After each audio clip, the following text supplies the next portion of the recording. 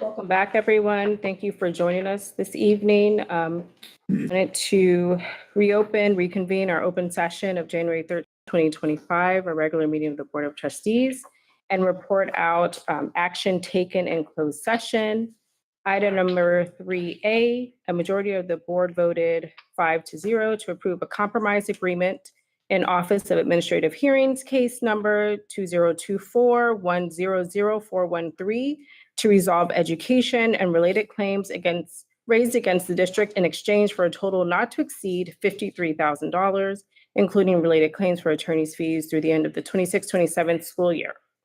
And the following members voted aye: Board Member Shogun, Phillips Weiner, Antavad, and myself.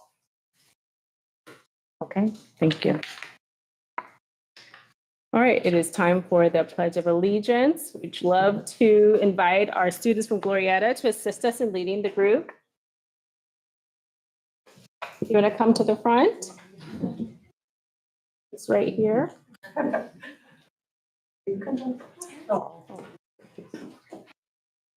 And the flag is right behind you. There you go.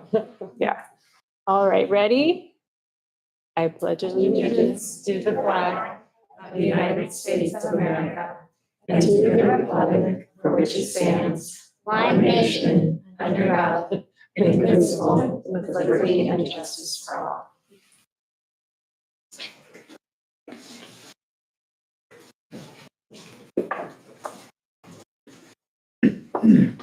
All right, and with that, the Board of Trustees will hear from Glorietta Elementary School third grade student who will highlight the phonics program 95%. And with that, I'll turn it over to our executive director. All right, Glorietta is here. Thank you all for being here. We're so excited to hear from you. And you guys brought some extra treats for the board to see. I'll just pass it to Ms. Natal and Ms. Damiana.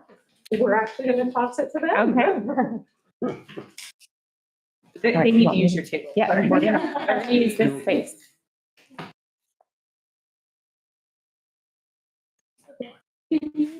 Superintendent Galani and school board members. We are third graders from Miss Damiana's class, Glorietta, and we are here tonight to present to you about what we have learned in phonics this year, and then show you a fun project we did with our names about what we have learned. I am Hugh, this is Eve, and this is Avery. This year, we have learned 6 different syllable types: syllable division and morphology. We are going to focus on talking to you about the 6 different syllable types. The first is enclosed syllable. This is the most common syllable type. Close to 50% of the syllables you read will be closed. You can see the rules and examples here on the board. The second is an open syllable. This is a syllable that ends in a vowel. Again, you can see the rules and example here. The next one is the silent E syllable. Believe it or not, the silent E has 7 jaws. It's most known for making the vowel say its name.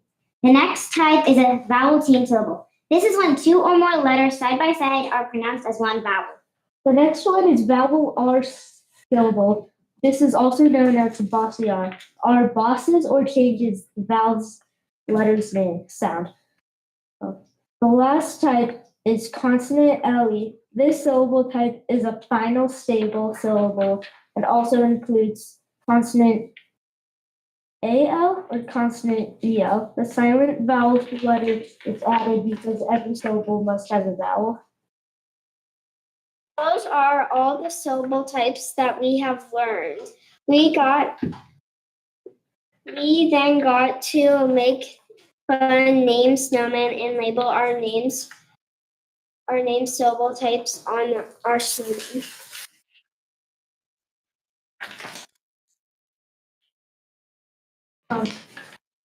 This is my snowman. Listen, and my name is Stu.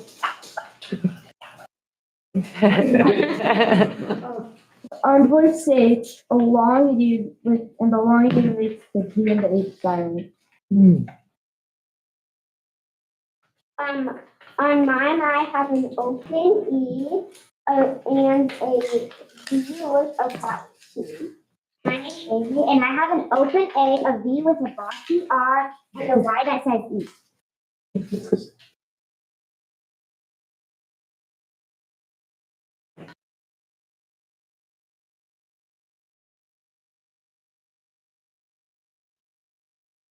Now we have also done your names for the school board members. We've decided to do your last names to be respectful. Sorry, Superintendent Glimmy, we didn't do yours.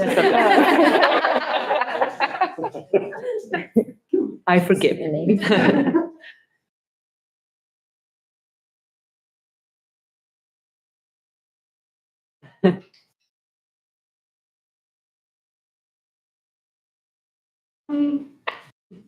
Shogun, this is yours. You have a diagraph SH, an open O, a hard G that's closed, and voice, which makes the A short, and you have an N that's closed.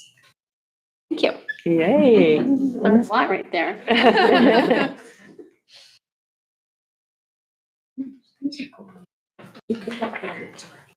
Ow. Thank you. Oh. You have a diagraph TH, a short an I, a voiced floss rule, another short I, then a P and an S, which is unvoiced. Thank you. With Mrs. Wiener, we have a voice W, a vowel king EI with a long E sound, a voice N, and a bossy R for the E and the R. That's right. Thank you. Love that. And Miss Coleman, you have a hard C, which is unvoiced. You a long O with a voice, L, and then a silent E, and then you have and then you have a voice M, a short A, and a voice. Thank you. Well done. Yeah. Thank you. Now we wanted to do Miss Anand Tavat's name with you since we noticed that there were different ways to split the syllable teams and we wanted to do it correctly. Miss Anand Tavat, how do you say your name and break it into syllables? Anantavat. Anantavat. Mhm. You're gonna need a minute. We like this work in action. To make sure you got it right. That's Oh, great. thank Thank you.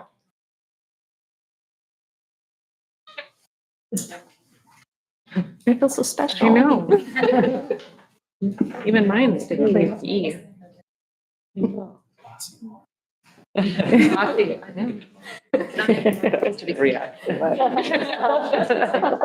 That's great. For about 25 Does it say boss on there? minutes. You should hang that at your house. Surprise the boss, right there.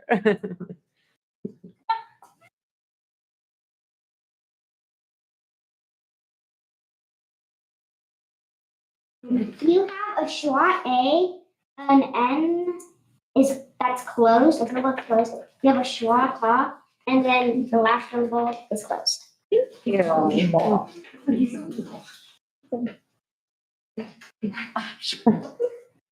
Thank you for letting us present tonight on what we have learned in phonics and how we are applying it to spelling, reading, and writing.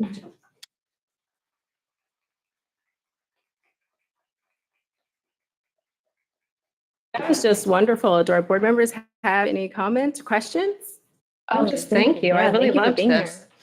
And I have a third grader at Sleepy Hollow at home, so I'm totally gonna test her out. Yes. I think you guys might be a little ahead. But that was really great.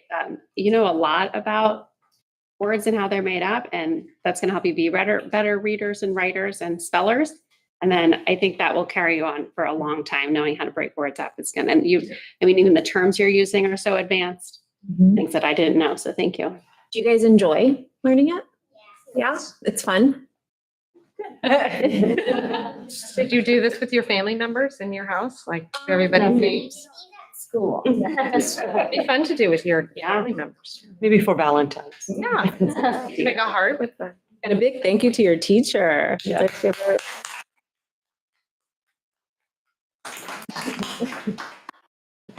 Thank you so much. Really appreciate it. You guys did a great job. Yeah. Thank you. Thank you. Thank you. Yeah. Get a picture. You wanna do a picture? You guys, why don't you stand right in front of the board members, right? Yes.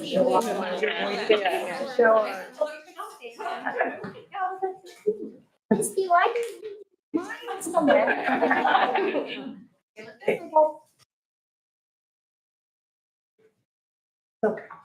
Thank you.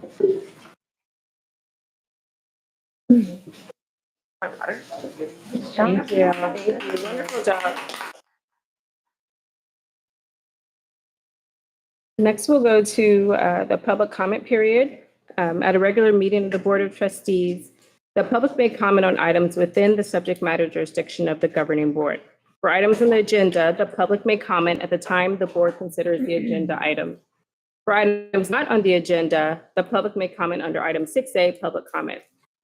The Board of Trustees requests that individuals who would like to address the Board of Trustees on an item do so by filling out a request to address the OUSD school board card and turning it into the superintendent prior to the agenda item.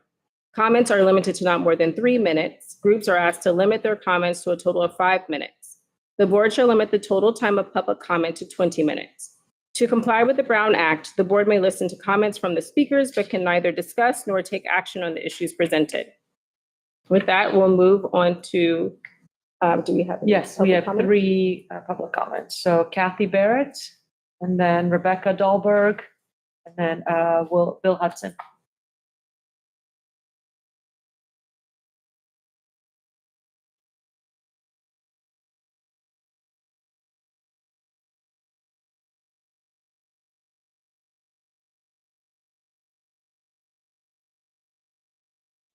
Members,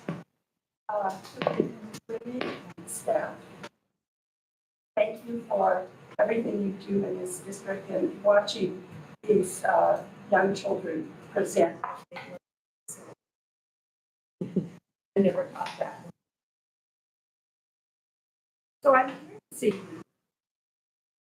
I wanted to report on the citizen science project that now is in its second round. We started it in 2022 with a small grant from the Environmental Association of the American Association of Environmental Educators, NAAE, and funds from the Steve Gentry Youth Legacy Project. And we had a dozen students back then from about 4 different schools, and they came weekly and spent 3 to 4 hours in the nature area experimenting to improve biodiversity and documentation of the animals, amphibians and the like that were in nature. It was wonderful. They've all gone on to college, and many of them are pursuing interests in science and nature. Well, we started again this year in October with permission from the district, and we have 10 students that range from students in Richmond and here in Orinda and OIS, and they meet on a Sunday and Monday from about 3:30 in the afternoon. And they're experimenting and coming up with hypotheses, and they're working. Each team has a garden bed that's pretty large. It's about the size of the 2 tables over there. And they have a equally large control area for the whole group. So they have been measuring temperature, pH, and soil moisture in their garden beds and in control.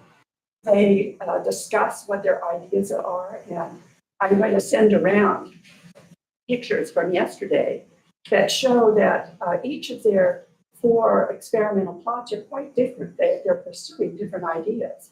One team is looking at sandy soil versus loam versus clay. Another is looking at what happens if you put microblitz, which is a microorganism mix, over the soils along with some different kinds of nutrients. So it's really interesting, their conversations and what they're doing. I wrote along one of the journals, I keep journals. And so if anybody wants to look through this, I have to have it back, obviously, but I'm happy to share it because it's not out. So that's about it.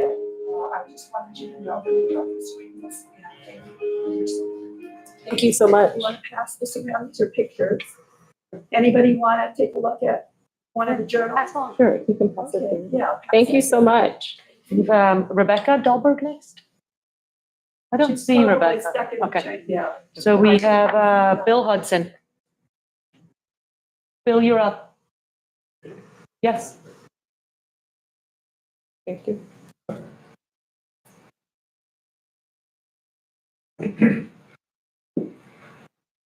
Well, I'm William Hudson, living in Orinda. Again, like Kathy, thank you for the working with the students and the excellent results that come out of the school programs. We're looking forward to the report on the progress of nature next month. Unfortunately, we've had several years of students that have gone through the elementary school without getting what's been the defining experience of an Orinda education for the last 45 years up until the pandemic. So it'll be good to get back. Nature area offers an education in the fullest sense of the word. And no classroom can equal it. It engages all of your senses. There's going to be resources and questions that just invite exploration. The NEAT programs here are the fondest memory of many of the alumni students for the last, again, 45 years. It's probably the most common memory that those students have that they share. As in the past, the community values the and is proud of the work that goes on in the educational work and is ready to support it. On the Friends of the Nature, and like I said before, we have people who start knocking down the doors about what they can do. The community also enjoys access when they can get it. Nature it has a role as a community asset when it can be available, like Playfield, multi-purpose reasons. And we're excited about getting that back relation as soon as we can. So we're looking forward to working with you to open and realize the to the full extent the valuable asset could be to the community. Thank you. Looking forward to February. Thank you so much. Have any more public comment? That's it. Okay, thank you. Moving on to action items. Our first action item, I'll turn it over to Dr. Inglesweet. Right. Good evening. The resolution before you is regarding the week of the school counselor, February 2nd through 8th, 2025. Periodically through the year, we recognize certain employee groups, and this is one that pertains to the important work that school counselors do. The week of February 22nd through 8th is the theme is helping students thrive, and you have the resolution for you. Great, thank you. We will start with Benita. Will you start off with the resolution? Whereas school counselors are integral members of the Orinda Union School District dedicated to supporting students in reaching their full academic potential, fostering social emotional learning, and promoting overall well-being as part of the educational process. And whereas school counselors are committed to helping students develop self-awareness, emotional intelligence, personal growth, and positive interpersonal skills, thereby enhancing their overall success in both the academic and social realms. And whereas school counselors actively collaborate with parents to support the academic, personal, and social development of their children, creating strong partnership to ensure student success. And whereas school counselors work alongside teachers, administrators, and staff to provide guidance and support in navigating the academic and social challenges that students face, ensuring a positive and productive school environment. And whereas school counselors make it a priority to identify and leverage community resources that complement and enhance comprehensive school counseling programs, helping students grow into responsible, compassionate, and productive members of society. And whereas district staff, students and parents are encouraged to recognize and celebrate the invaluable contributions of our school counselors who positively impact the lives of students and staff on a daily basis. And Whereas the Board of Trustees of the Orinda Union School District wishes to express its deepest gratitude and unwavering support for the dedication, professionalism, and compassion of the district's counselors, whose commitment to the well-being and success of our students is truly commendable. Now therefore, be it resolved that the Board of Trustees of the Orinda Union School District hereby proclaims the week of February 2 through 8, 2025 as the Week of the School Counselor, with the theme of helping students thrive in recognition of the outstanding contributions made by school counselors to the academic, personal, and social development of our students. Thank you so much for bringing this to our attention. Board members have any comments, discussions? Just wondering what is being done at the school sites, if anything, in recognition of this? Yeah, a number of things. It may not happen at this coordinated time, but across the year, with parents clubs and the collaboration with the site administration, celebrate the work they do. I would encourage everyone to do a shout out next week. And once you approve this, I will send this through to our school counselors so be recognized. And we'll do something in the newsletter as well this Friday to make sure that we highlight it. And our counselors will be here, I want to say it's April, when we discuss our counseling report too. But yeah, it's usually we fold it in with teacher appreciation. Right. Yeah, yes. Will you include like a quick, I don't know, bio of each of our counselors in that? Maybe just to give them individual recognition as well? Yeah. We know all the wonderful work they're doing. It's essential to, so we thank you for bringing this. Any other comments before we move to a motion? No. Does someone have Is there any public comment? There's no public comment. public comment? Thank you. Someone have a motion? Ms. Hillary, I move that we approve Resolution 25-12, Week of the School Counselor. This is Katie, I second. Trustee Amantavat? Aye. Weiner? Aye. Trustee Phillips? Aye. Vice President Shogun? Aye. President Collins-Coleman? Aye. Motion carries. Thank you. Thank you. Moving on to action item 7B, and I'll turn it over to Mika and Heather. I'm just gonna, She's in the waiting room. This is a district audit for 23-24 school year. We contract with extra auditor, and we provide data, and they review and audit our finances and other stuff. And Heather Rubio is the representative from Christy White.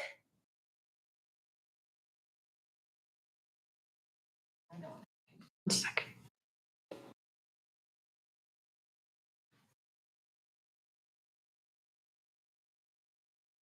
Hi, Heather. Hello. Give us, Am I up? you are almost there. We can't hear you. Just give us 1 minute, if you don't mind. External auditor comes typically in spring and October. Spring, they do preliminary, they review all the attendance data, those things. And in October, it's after we close the book, so we send different financial data and asset information. And they also review the bond transactions as well. Okay. So Heather, can you hear us? Can you hear me? Okay. Can we all hear Heather? Yes. Okay. So I'm going to turn my camera off so that you're not looking right in my face. Sorry. Okay. But you're up on the screen and go for it. Just let me know when to go. Perfect. I'm Heather Rubio from Christy White Associates. I'm the lead partner on this audit. We've been auditing Orinda a few years now, and this is for the June 30, 2024. So the unaudited actuals you received probably around October that you approved in 2024 are the numbers that we've audited. Just kind of a refresher. Our responsibility as auditor is to obtain a reasonable assurance the financial statements are materially correct. And then you're compliant with the federal and state regulations.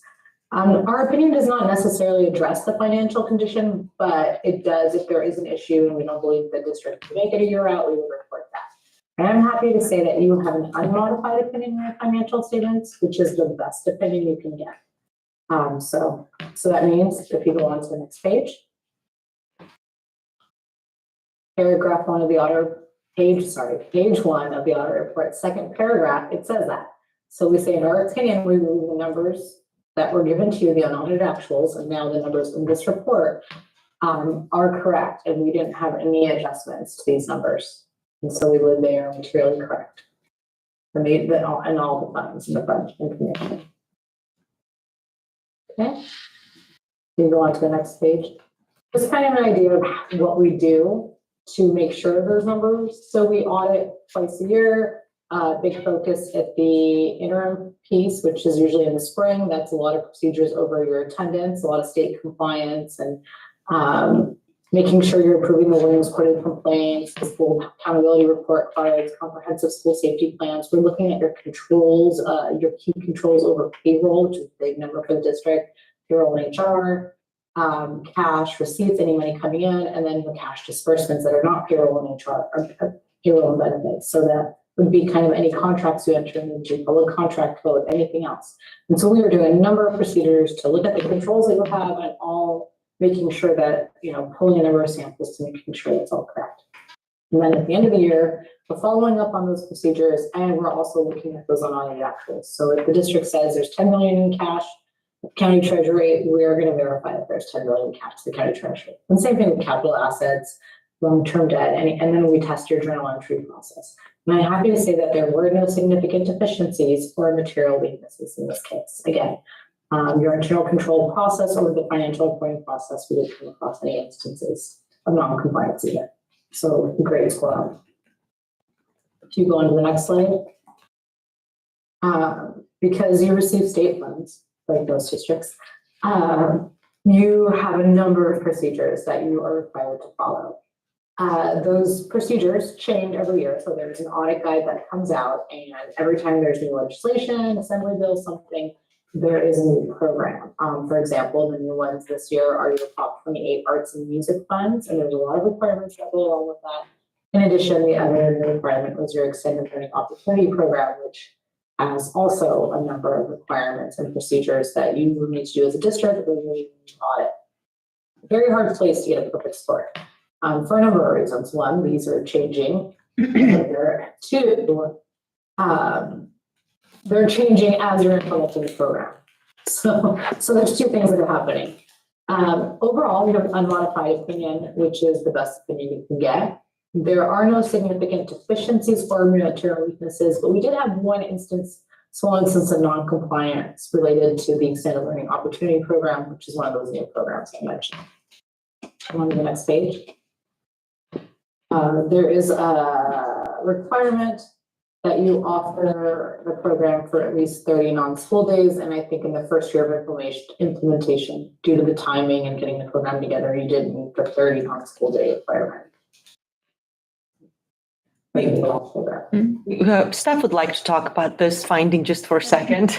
We're not disagreeing with the audit finding in any way, and Heather knows my opinion on this opinion. But we're in full agreement that we understand that this was coming. We're just disagreeing with how state is handling this. So I just wanted to make this statement publicly. The Extended Learning Opportunities Program, or ELOP, not to be confused with the ELOP, which is a different program that has now been also renewed by in the new budget. But the extra 30 non-school days for us to offer that program is not necessarily that it was just new, but that it would actually, the cost of it was more than what the amount of money was that was provided to a school district like Orinda. So the cost of providing 30 non-school days of programming, including transportation for unduplicated students and offering it at all school sites, including sixth graders, or transporting all sixth graders to one of our other school sites, was by far, would be encroaching into our general fund. So one way to deal with it is not offer it and just not get the money. So that actually was a cost savings for us in a sense, because it would be costly to us to offer this, which is what we have heard other districts do as well. What we didn't know during all the presentations about the program, that's an audit finding, which is still the same. I don't know that we would have been making any different decision.